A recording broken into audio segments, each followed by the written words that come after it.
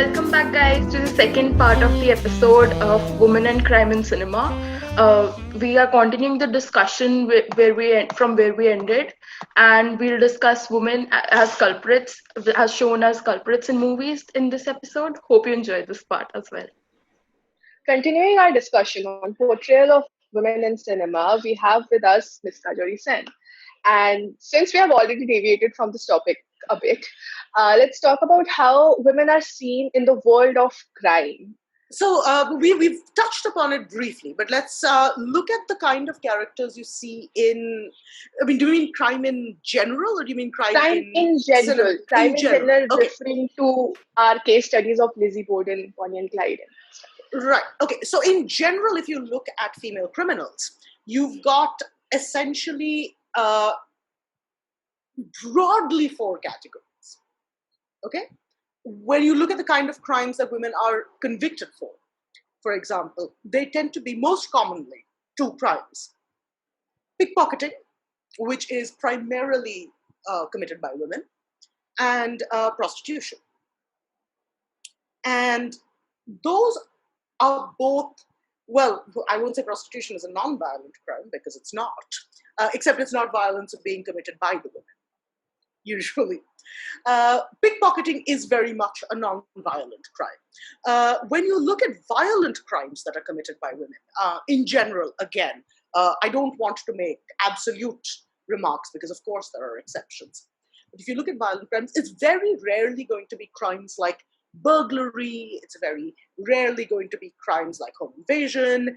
It is usually crimes committed within some form of two settings. One is either domestic, so killing of husbands, killing of children. And killing of children is a completely different kettle of fish, and if we have time, I will touch upon it. But it's basically those two. The other is killing in spaces which are essentially what are called care spaces.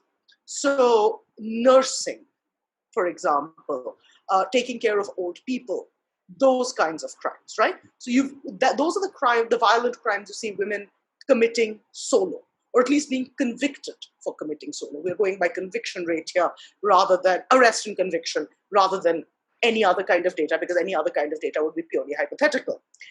The final category is women who commit crimes alongside men. And you see that in gang violence.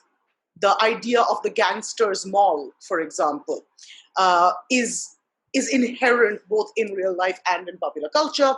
The kind of the women who work alongside serial killers, male serial killers, who often become the procurers, for example, of victims. And there's always been a question about how much agency these women have when they're in what are called, they're sort of commonly called sweetheart murderers.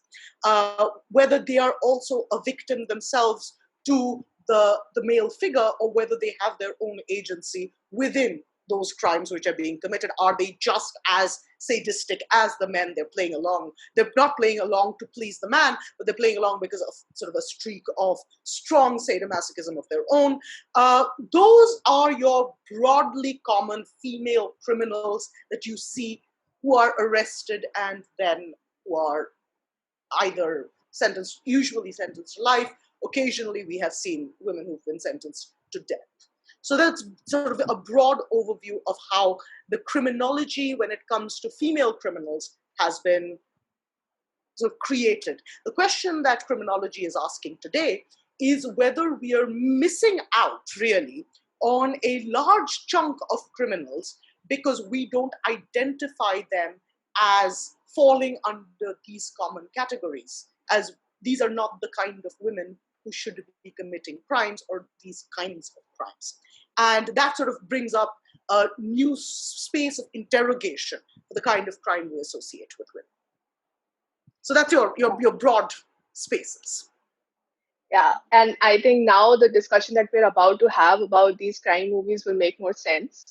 And so let's just, even though we have introduced these two movies before for this episode, Siddhant and Avi, will you introduce the movies again? Yeah, so Sat Khoon Maaf is basically this film where the protagonist, who's played by Priyanka Chopra, she basically, tries to find like the perfect husband to marry, but every single man that she finds ends up having like a fatal flaw, which causes her to, eventually murder them. And yeah, that's the basic premise of Sat Khoon Maaf. Um, Okay. Avi, do you want to introduce Khan? So Con is a very interesting movie actually. It's directed by Ram Gopal Verma. Came out in 1999, I think. It stars Urmila, Manoj Bajpayee, and Sushant Singh. So the basic plot of the movie is it's a rainy night and there's a serial killer on the loose, and Urmila's alone at home, and she's scared that the serial killer is going to come to a house, and Manoj Bajpayee comes and visits the house, and yeah, things go really weird from there. So that's the basic summary of the movie. Yeah, let me just say that while categorizing these movies, we have categorized Sadhkun Maaf as a woman committing non-violent crimes, and Con in the violent crime genre, which kind of gives away the whole plot of the movie. So sorry if you didn't want spoilers. Let me just One point of con is that you can't give away spoilers. no, That but ending is if we very want to crucial. talk about this, we have to kind of, address the fact. Yeah. I think that I do have a problem there with the categorization of non-violent and violent, because murder is a violent crime.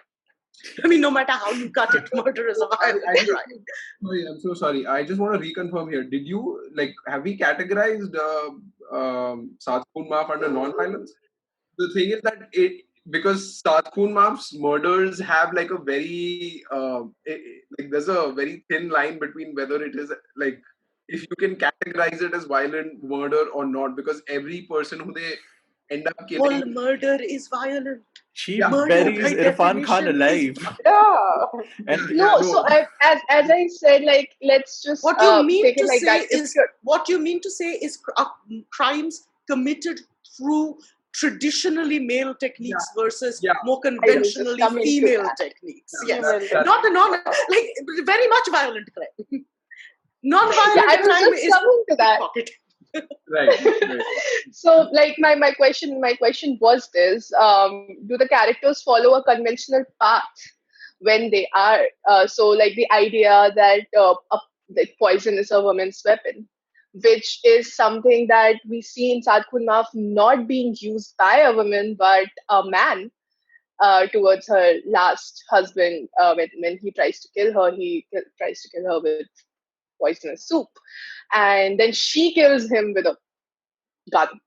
So that I would just want, like, what does this deviation imply? If we are deviating from the traditional ideas, what does that imply, and is that a good thing for the female characters that are going to be written afterwards, or is that a bad thing in categorizing women in crime movies? So I think I'll start with them.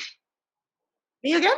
Oh, okay. Well, I think first of all, you need to ask yourself the question: why? Why do we categorize certain crimes as female crimes? Why is poison a woman's weapon? Why? That is a very good question, but I think that's the I. Okay, go ahead, Koshi, go ahead. I didn't mean to. No, but Ari? I didn't mean to interrupt you. Do you want to take it? Are you sure? No, I Yeah. was just going to say that it's a very famous saying, and that's kind of the reason I mentioned it, and I want us to question that. Right.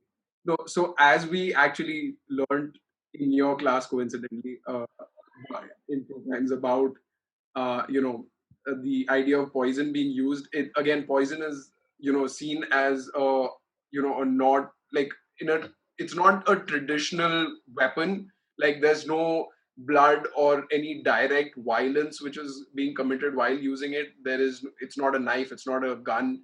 So it's seen as a very mild weapon which can be used and sort of fitting for like a woman, because it's very in a way it's almost soft compared to like a gun or a knife, right? So Right. which would require you to be aggressive and actually physically attack a person.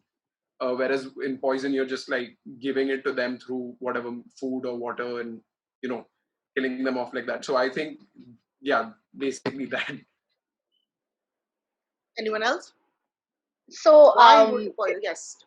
Yeah, so I think this is again what he said. I'll just kind of elaborate on that only, that Poison.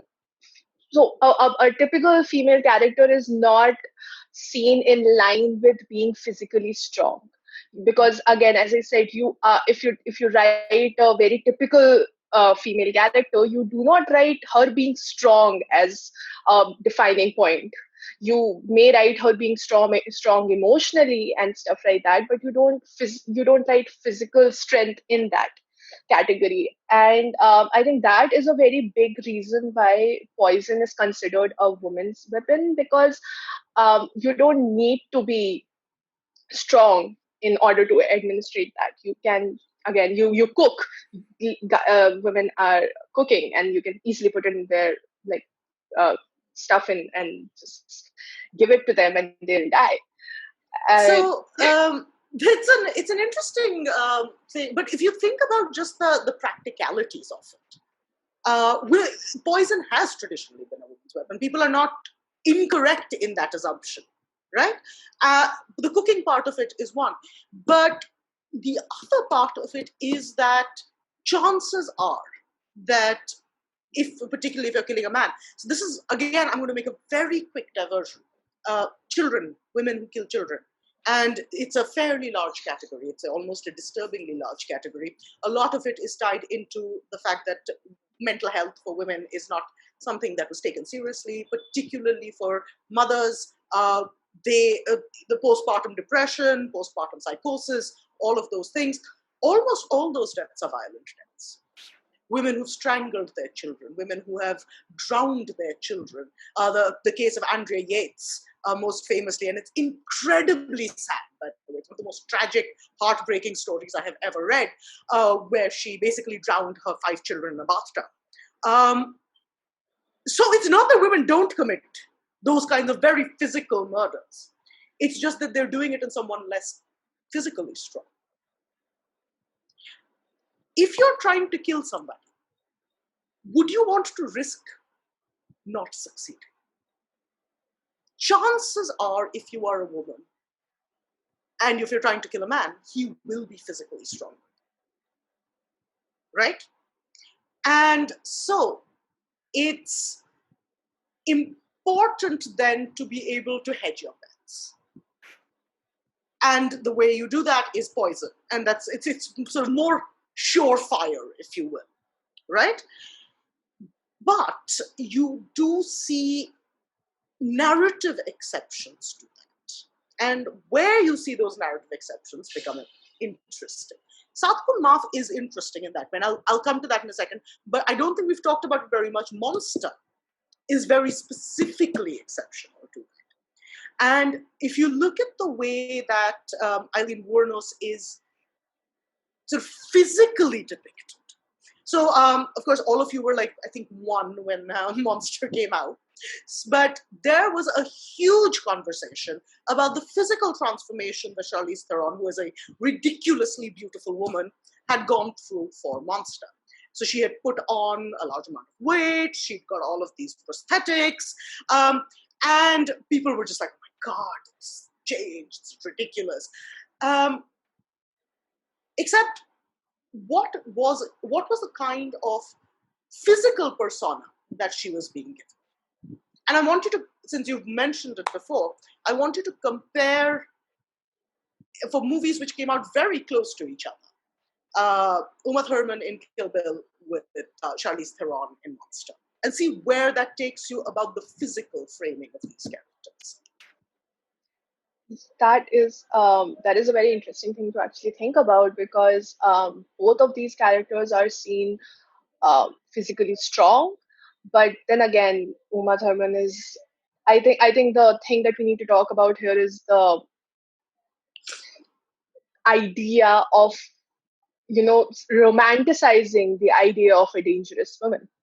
which is what is done with Kill Bill, and then kind of giving you a sort of how do I explain this? Giving you a sort of disgust, I think, is the word that I want to use there, when it comes to the other character, because that you are introduced to that character in a way. So she's a prostitute, and you have. I think that is what the mindset was when the movie originally came. That you kind of know that whatever is going to happen to her is going to happen to her because of this trait that she has, and that kind of becomes a justification in a sense. So you don't feel, you of course you feel like, oh shit, she's getting raped, but you kind of So expected that's that. that's a really interesting point, because earlier when we spoke in the last episode, we were talking about Sat Khun Maaf and whether the character was sympathetic. Is Eileen Wuornos sympathetic? Don't think so. I don't think she's framed in that way. At any moment, you are not feeling like. Again, I think Why I not? can't even say that I understand the choices that she made, because then again, the way you write these characters, if you want to feel anything for them, you write them to be relatable, which is something they did not do with the character in Monster, but they did in the character in Sat Khun Maaf. So Why was that she is not? what. Why was she not written as relatable? I mean, this is a woman who's grown up in a very, very difficult space. She has been, from what we know about Eileen Wuornos, she has been abused her whole life. She has maintained right through her trial that she only killed the men who were about to rape her. Why isn't she a more sympathetic character? Does it have something to do with the fact that I'm not sure again, but I'm just taking a shot in the dark here. But does it have something to do with the fact that she's a lesbian? And I think around the time that the film came out, we were still, I think the world in its entirety was still, not really on board with the idea of the LGBTQ community.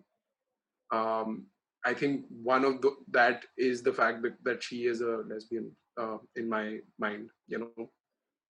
Lesbianism is certainly, I think, a part of it. But here is a slightly more maybe controversial take. Is it that she's unattractive? If they had let Charlize Theron play Eileen Wuornos in the way that Charlize Theron looks in an everyday basis, That's what I was would thinking, she but I have don't want been to say a more anything. sympathetic character? And I think, no, I think it is true. I think, again, so much of Yeah. the value we put on female characters is based on how they look. It's why Uma Thurman in Kill Bill is is sexy.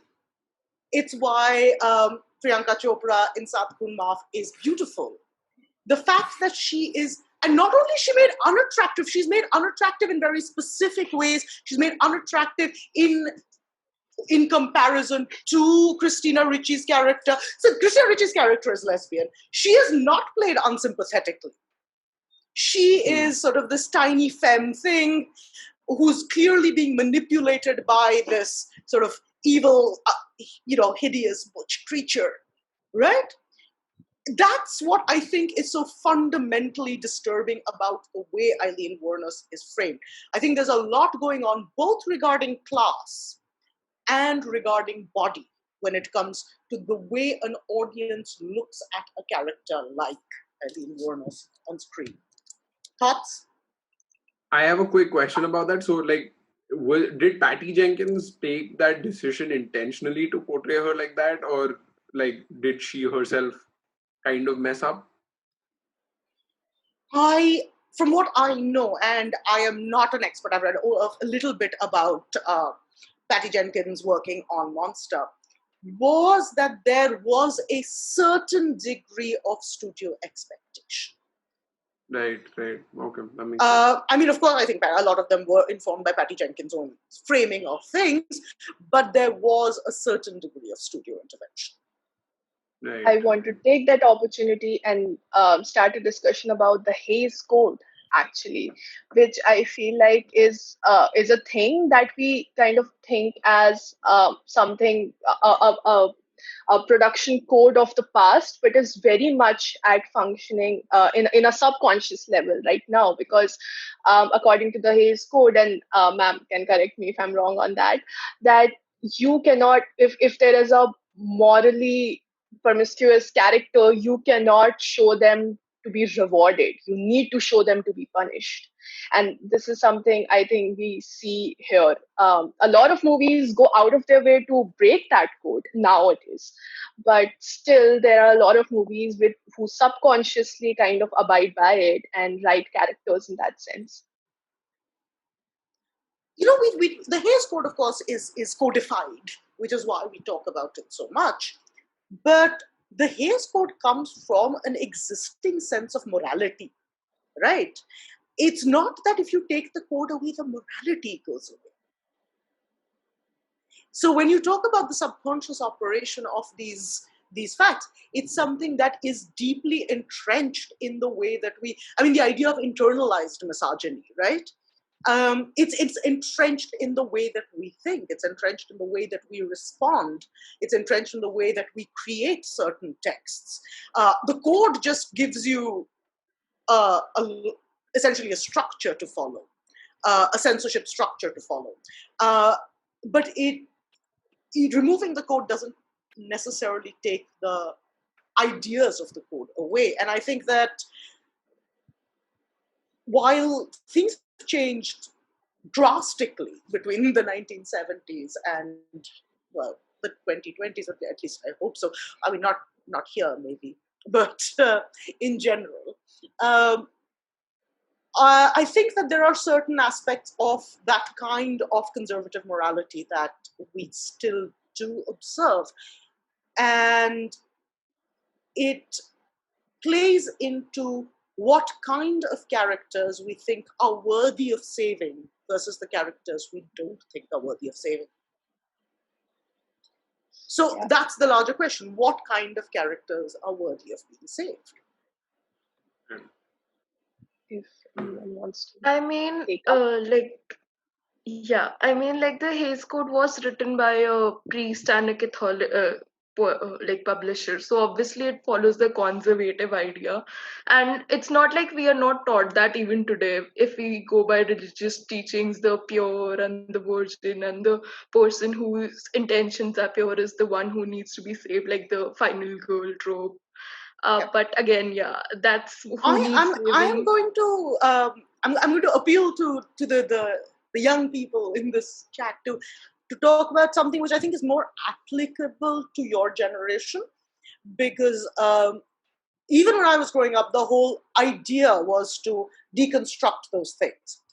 In the last few years, there has been an emerging trend, I think almost as a response to what our generation was looking at, which is about not a Hays Code, and it's not coming from the same form of conservatism, of course, but it's coming from an inherent, how do I put it, revision of narrative, where we come into the idea of cancel culture and whether certain kinds of power dynamics should be shown on screen, whether certain kinds of violence should be shown on screen. Is this setting a good example? Is this giving a positive message? And we're seeing a lot of those discussions take place around cultural artifacts right now.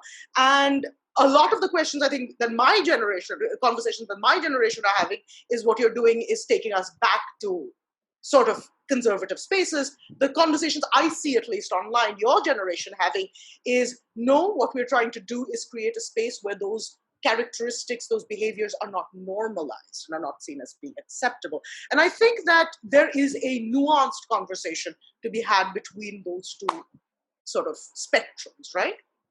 Yeah, yeah, Janvi, you wanted to say something? No. I was just asking you. No, I think I definitely agree. Yeah, like in fact, even when we did one of the episodes for this podcast itself, there was when I think it was the one where we spoke about racism regarding Ravan, and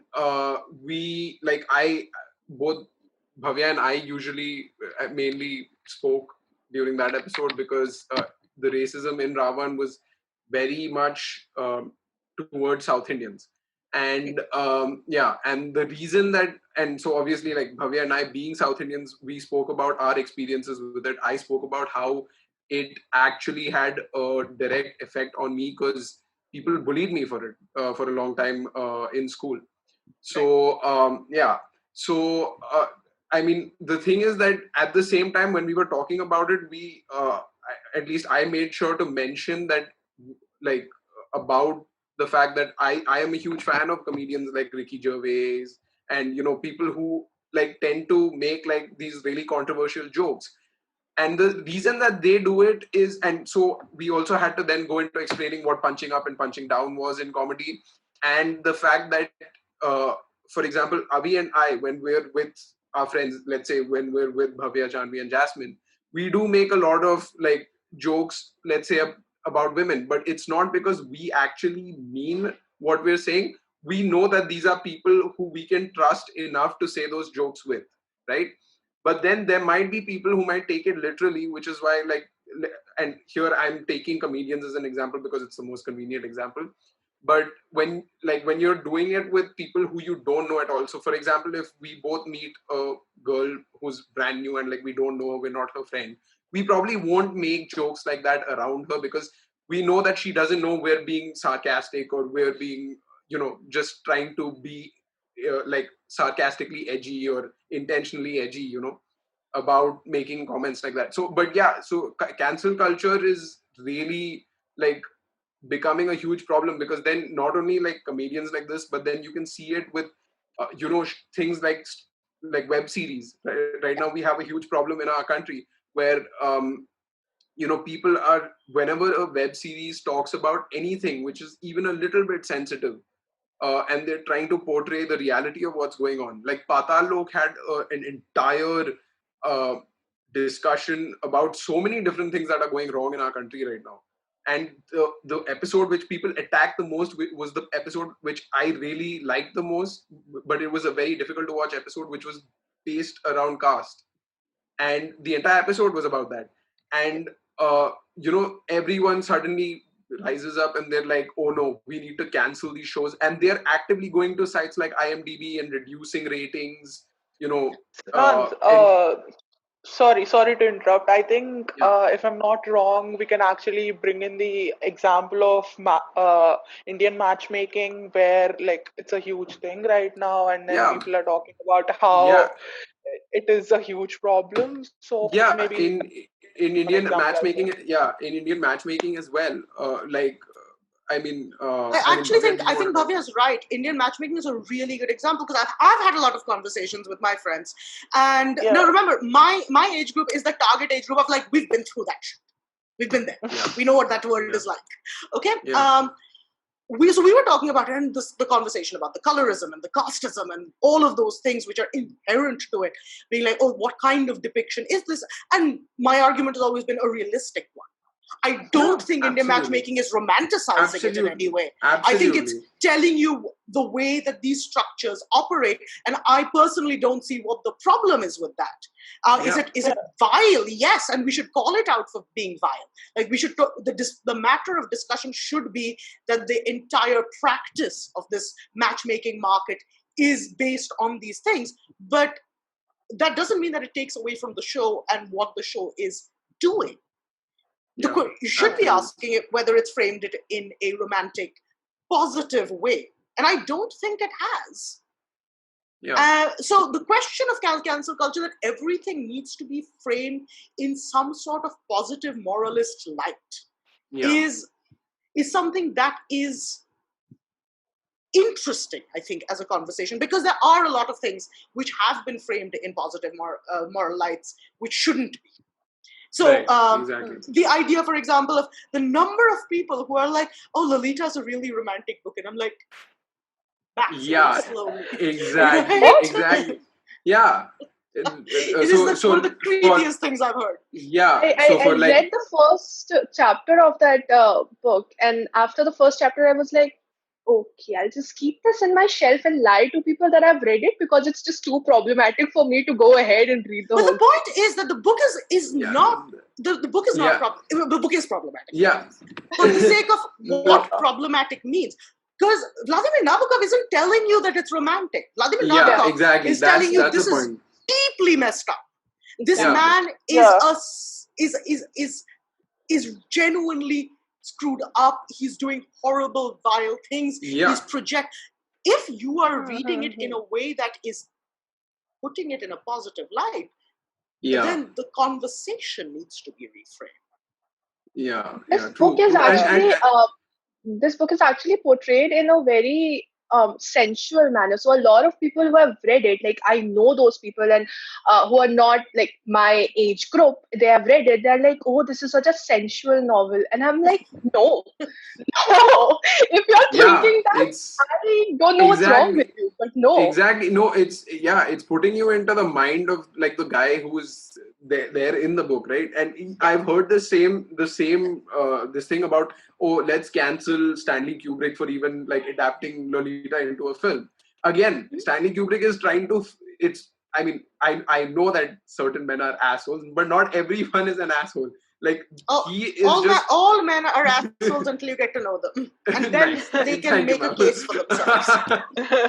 No, but like in this context, Stanley Kubrick is like trying to make a film where he is just portraying to you how the book was. Exactly, like he's just showing you the story. He's not trying to romanticize like the fact that okay, this is a young girl and yeah, exactly. No, so you've got a text like Lolita on one hand. I've seen similar conversations play out about Hannibal Lecter.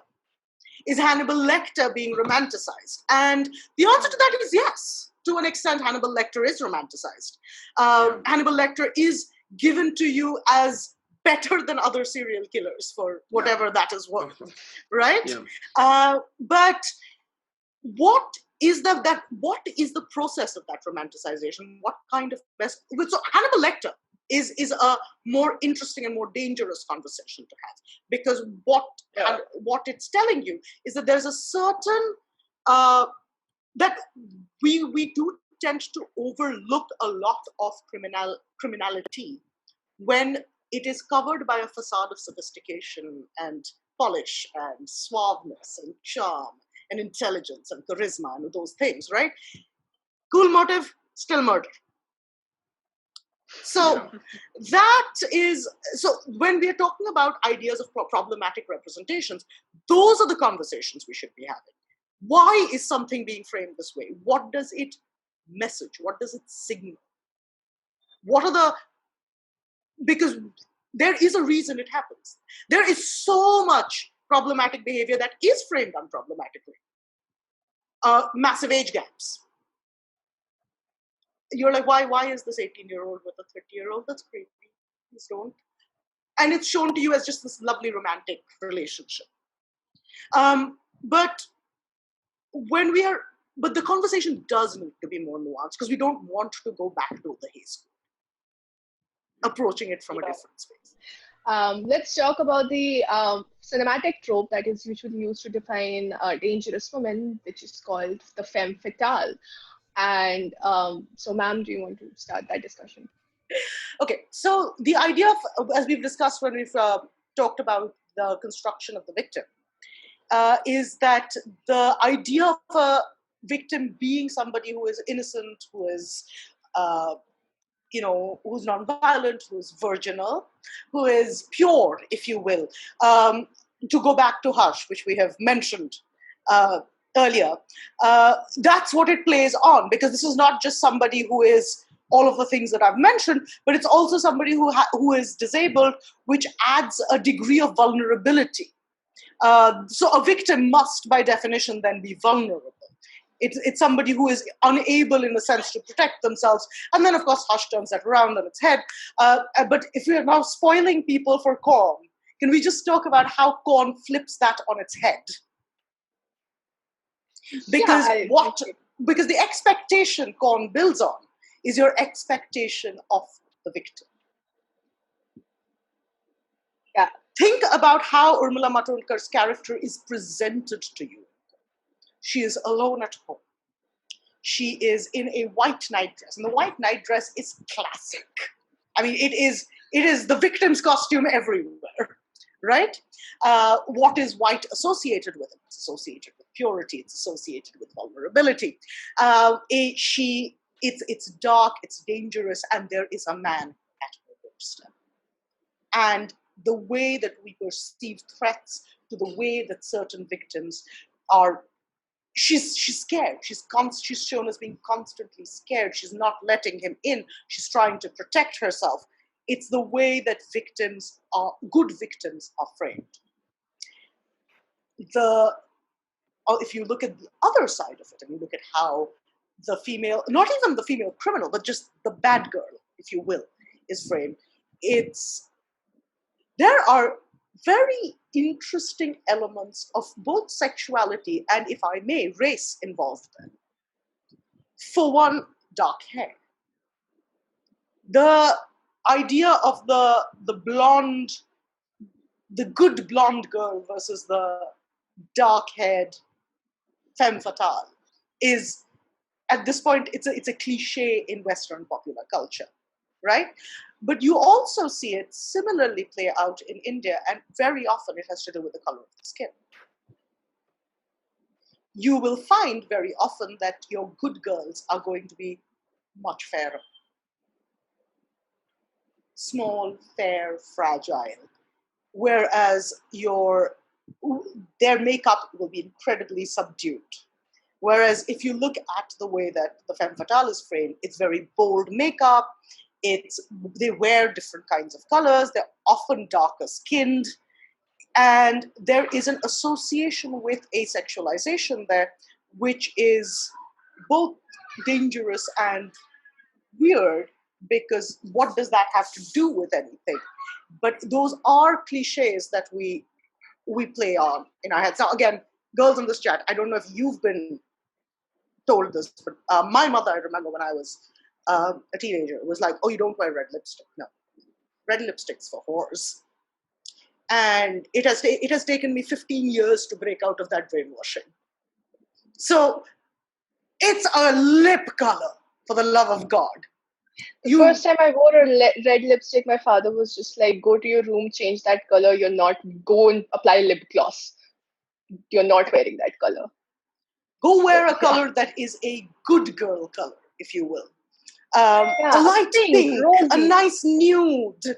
All of that's fine, but not red. Not red. And when you think of how internalized that visual cue is, it's shorthand for telling someone, this girl is not good.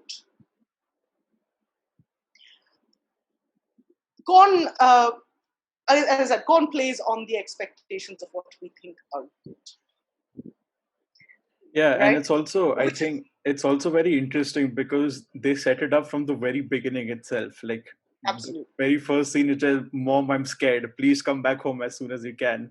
And then eventually, you know what happens. And of course, like some random person comes to the house and she's obviously scared.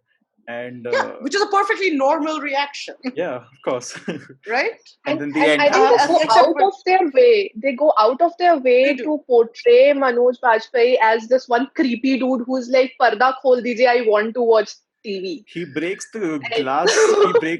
he breaks the terrace glass to enter.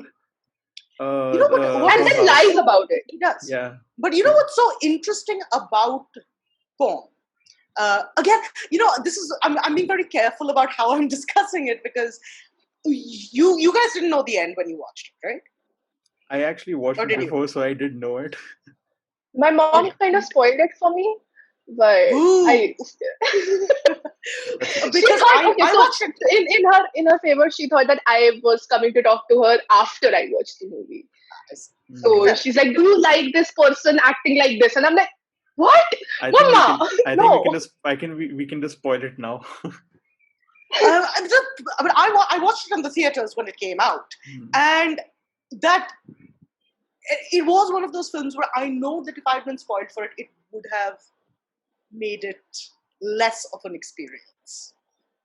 because it does the ending so well. Like it lands the ending. But that said, Manoj Bajpayee's character, creepy serial killer possibilities aside, the idea of the pushy man, even if he's not a serial killer, the idea of the pushy man being just in general a threatening being. Yeah, I think it Right? was actually Yeah. like at first it possibly I think you could say that it was kind of weird and it probably doesn't happen, but I think it does. There are possibly people like this that actually exist in I have I reality. so many mean, stories. yes, they do. Yeah, Ask any girl, and there will be the dude who you're minding your own business in a coffee shop, and there'll be the dude who's like, hello, G, yeah, you want to make friendship, and you're yeah, like, no, go away. yeah, There will be people, literally, there will be people coming to do deliveries or to fix your TV. And if you're like, no, I'm sorry, I don't want you coming in here right now, they will push. And in a way, they will not push with men. And you never, as I said, you never know whether a man's a serial killer. It's or just a regular rapist. Maybe higher possibilities of regular rapist than serial killer. And Okay, yes, Bhavya. ma'am, sorry to interrupt, but I don't know. Correct me if I'm wrong. But the thing is, when it comes to plots like this or a movie, I think it is also generalized on the basis of the director. So, like, when I say, okay, whose movie is this? Is who did this movie? Who directed Ram Gopal Verma? They'd be like, oh, Ram Gopal Verma's movie. Like he goes out of the way to just establish the story and then just talk about it. So, like, will the artist part play in the entire scenario as well? Like the scenario that we are talking right now about how it is portrayed on screen and all that. So it was just like one question and then a vague idea. So yeah. Well, yes, I suppose to a certain extent. There are associations we have with certain creators of the kind of characters that they're going to write. For example, I cannot think of one decent female character Christopher Nolan has ever directed. It's just true. Um, you know that Quentin Tarantino is going to write his female characters in a certain way. Like they may be strong female characters, but it's strong female characters in a very clearly sexualized manner.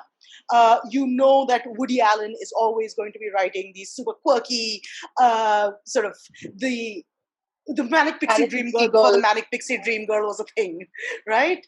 Sort of the poor manic pixie dream girl, if you will. You know that there are certain writers who will write certain characters and certain tropes in a certain way. Uh, and yes, with Ram Gopal Verma, you know that he is going to have with Ram Gopal. The reason Con is interesting is because Ram Gopal Verma when did Con come out? 2000? 1999. 99?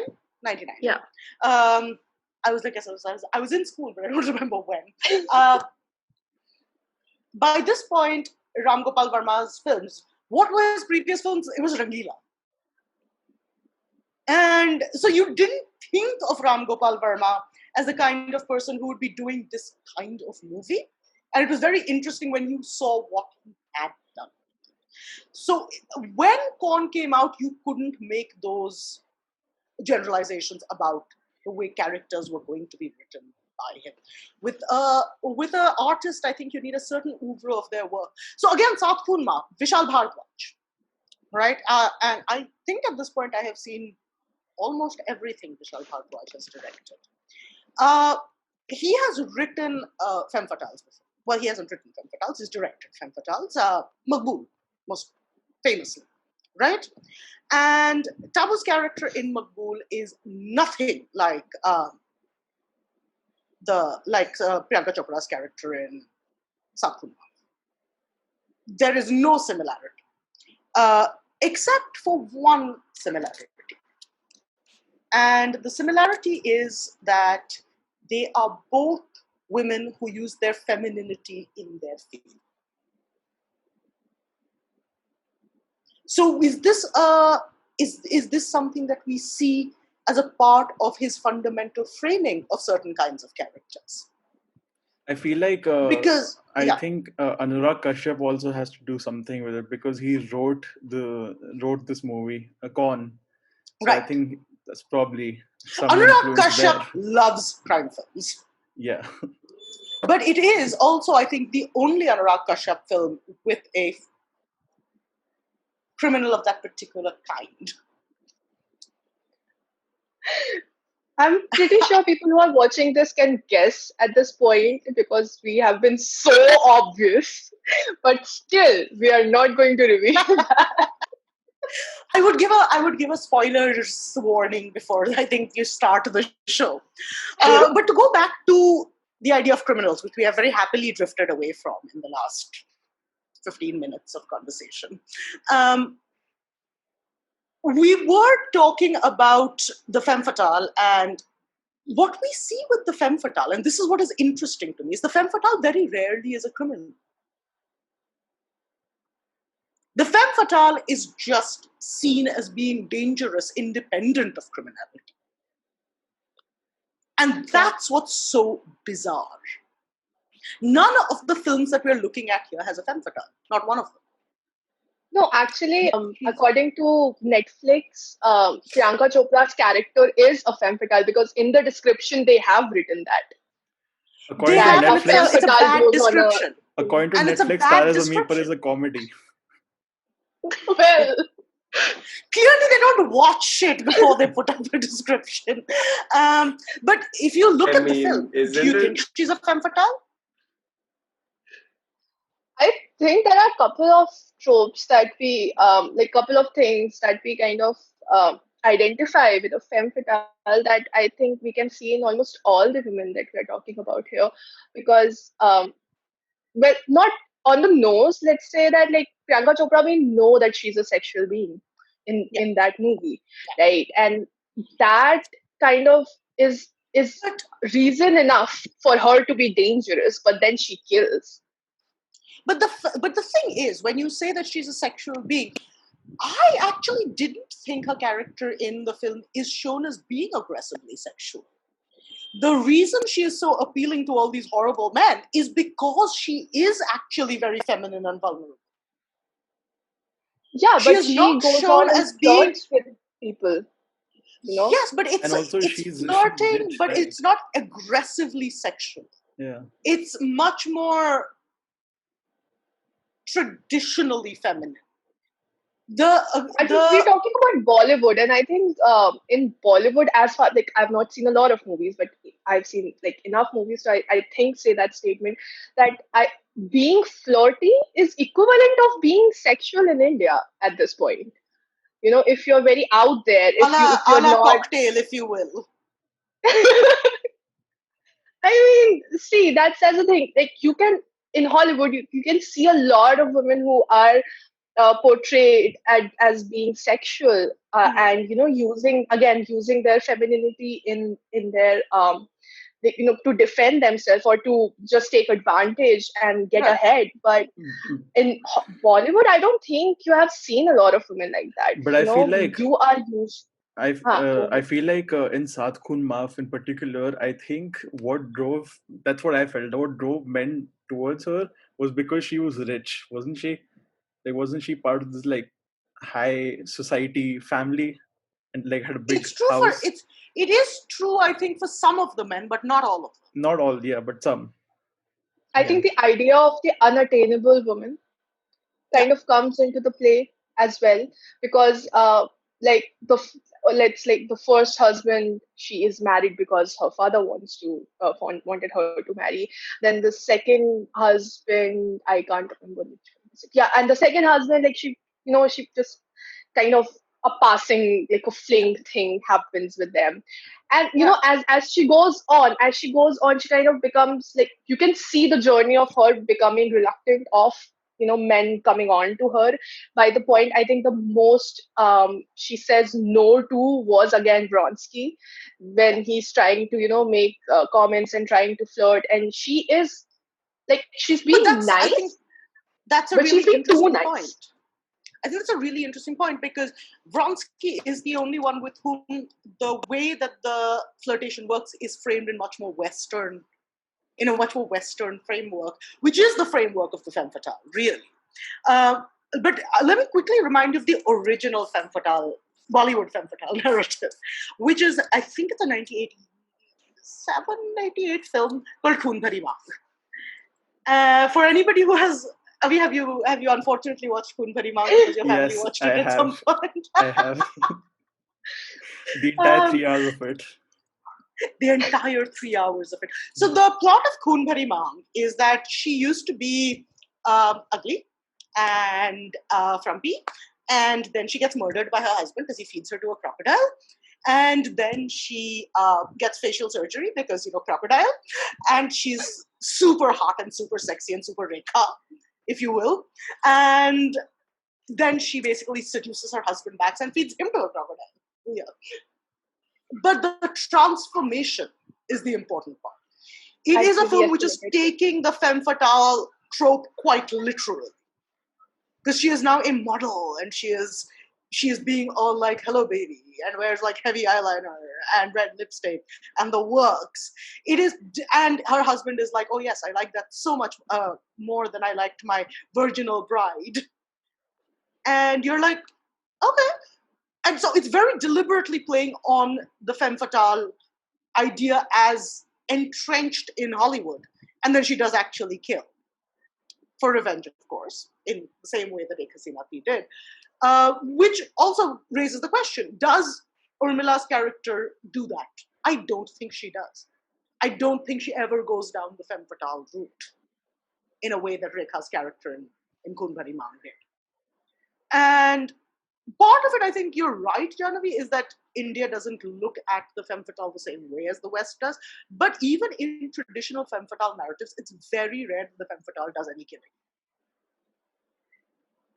She's just there, being dangerously sexy. Exactly, that idea of, again, women's sexuality being a threat to the to men, in, like, usually as it is put, and to society in general, just she's dangerous because she's sexual, she's out there, she's not afraid to speak her mind, and that's why she's dangerous. Mhm. And I think this, for me, while I was again researching for this, I found this again one more trope that is used, which is called the crazy woman trope. And I found it really interesting, both of them. Yeah, exactly. And I found it really interesting how these two overlap. Yeah. Because if you're so again, I cannot remember the movie's name that you Fatal just Attraction. referenced. Yeah, Fatal Attraction. Yes. So when we are introduced to the character in this movie, the female character, we kind of see her in a light that if you don't know what's going to happen in the movie afterwards, you kind of see her as this femme fatale figure. Yeah. You see her being out there and kind of being suggestive with a married man and whatnot. And then towards the end, you kind of see her, being the obsessive, crazy woman. Yeah. That is how, like, people see women. Like, they And are. and the idea then that somebody who would prey, if you will, on a married man like that is also a insane person who kills bunnies. Spoiler. I think Bunny Boiler was enough spoiler. So No, what is a roast rabbit between friends, really? The French eat it all the time. So one more thing I would like to point out, like, again, I found this one story with that movie, that with a test audience, when they showed her, the person who is troubled in this movie, and they showed her killing herself, the test audience was like, they said that she didn't deserve enough punishment that she should have. And then they changed the ending, and they changed it to be the wife of the man that she was having an affair with killing her. And then the audience, the broader audience responded in a very different way. They were like, no, you should be sympathetic towards her because she clearly has some mental issues. Mhm. And so that idea of seeing a character in these two very different light was really interesting when I was doing that. And how these two, the crazy woman character and the femme fatale, have these characteristics that they share, being out there, being sexual, whatnot. The crazy woman has been shorthand for women who are sexual. Because obviously, why would a woman be sexual unless she was insane? That is sarcasm. Just FYI. And I think that, so again, but if you look at a much more traditional femme fatale narrative, which is Sharon Stone in Basic Instinct, classic, she doesn't do any of the killing herself. The whole point is that she uses other people to kill for her. And she's not insane. She is shown as somebody who's absolutely thinking through everything she is doing. She's very deliberately manipulating people with her sexuality. So then the question of sexuality as a method of manipulation, I think, also becomes important. Because the idea that men are so sad, little, vulnerable creatures who will see a sexy woman and just be like, yes, I will do anything you want just to be able to sleep with you. And women who deliberately use that in a way to drive their own agendas forward is, again, an idea of a form of criminality which has gotten discussed. It is Lady Macbeth. It is classic. It's Lady Macbeth. It is... so this is, again, when I talked about the sweetheart killers, men and women who kill together. The question is, has the man been abusing the woman who's a poor little vulnerable victim, or has the woman been manipulating the man into committing crimes that she is physically incapable of committing herself? So, virgin, good, sad little victim, super criminal. There's nothing in between. Exactly. And I think I'll just, since we are out of time as well, my final question, and that is for everybody, what do you think are the implications of applying these cinematic tropes to define real women? Because it has been done. You see something on screen and you kind of project that onto a real person. So when we show repeatedly these characters, these tropes, these characteristics in a character, what are we doing? Are we kind of solidifying the idea that women are like this? Or by actually going out of the way and deconstructing, are we trying to break that idea? What are your opinions on that? So let's start with Jasmine because you haven't spoken in a while. Yeah. So I think that I guess we create stereotypes like that because we keep on applying the same idea of a woman being like that to others, and we don't actually with a few traits. So like if I don't know you and I see you doing something mean to someone else, I'll think that you're a mean person, or the stereotype of a mean girl or thing that comes to mind first instead of knowing you directly. So yeah, I think that applying these tropes to the characters there affects the women and stereotyping women in real life. Yeah, that's it. Okay, before I go to ma'am, let's listen to what the men in this conversation want to say to that. Siddhant, would you like to take this up? Would I be like to take it up? up?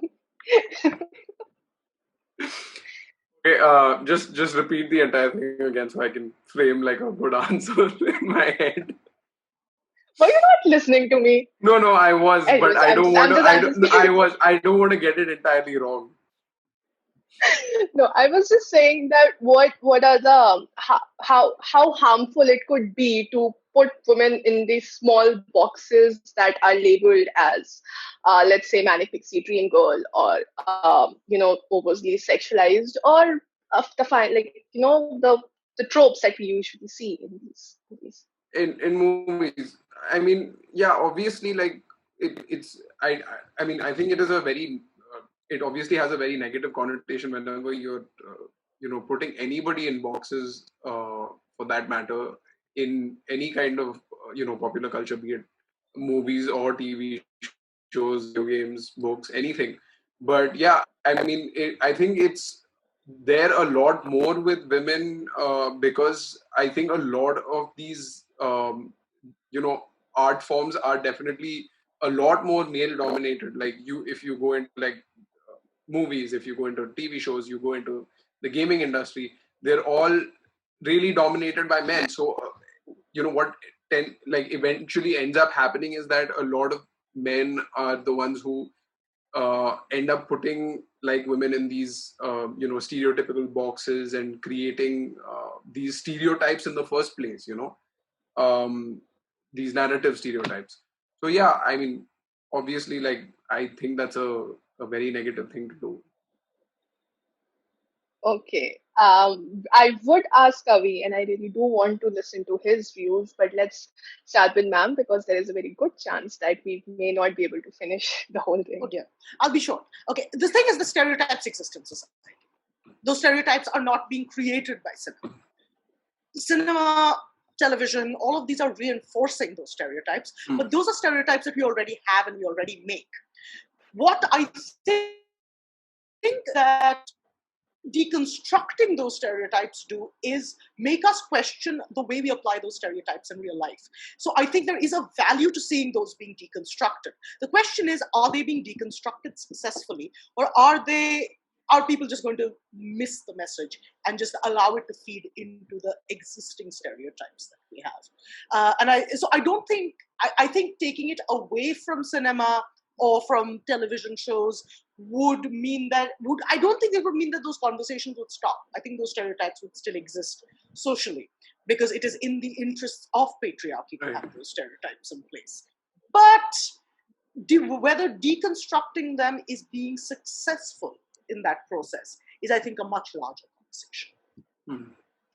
Yeah. Okay. And and I've been itching to tell this fact actually.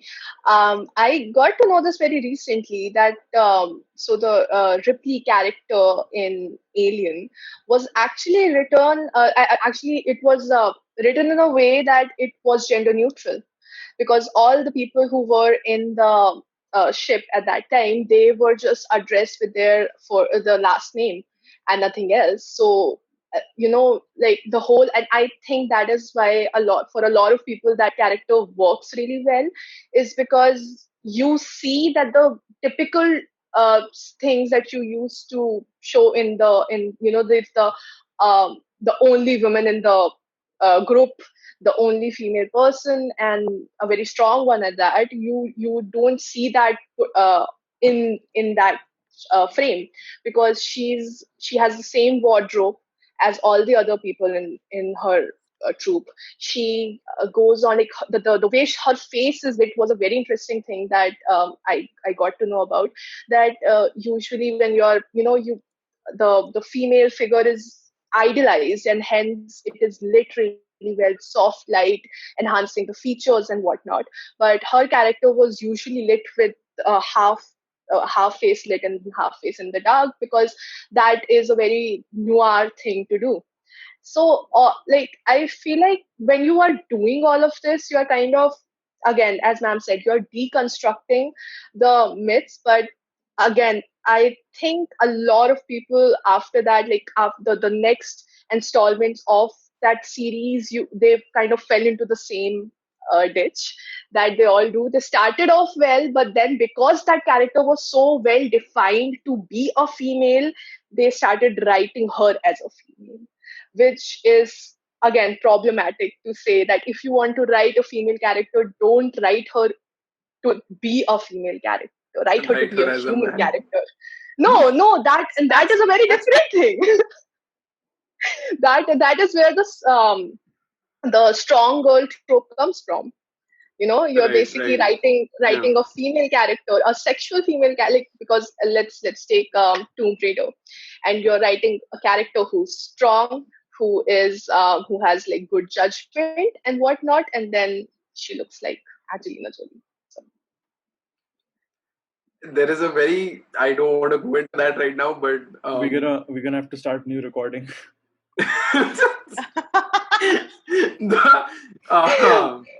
The Tomb Raider in the video games Okay, has guys, an entirely there's no different time left. discussion. Guys, But yeah, guys, time. yeah. Yeah. So let's. I'll just end it here, and thank you, ma'am, so much for coming. It's my pleasure. We can't tell you Thank you how. so much, ma'am. Thank you, ma'am. Yeah. Yeah, Thank you, How ma'am. nice this conversation has been. yeah, yeah. And Thank you, guys. so- It's been an absolute delight, and best of luck of editing it.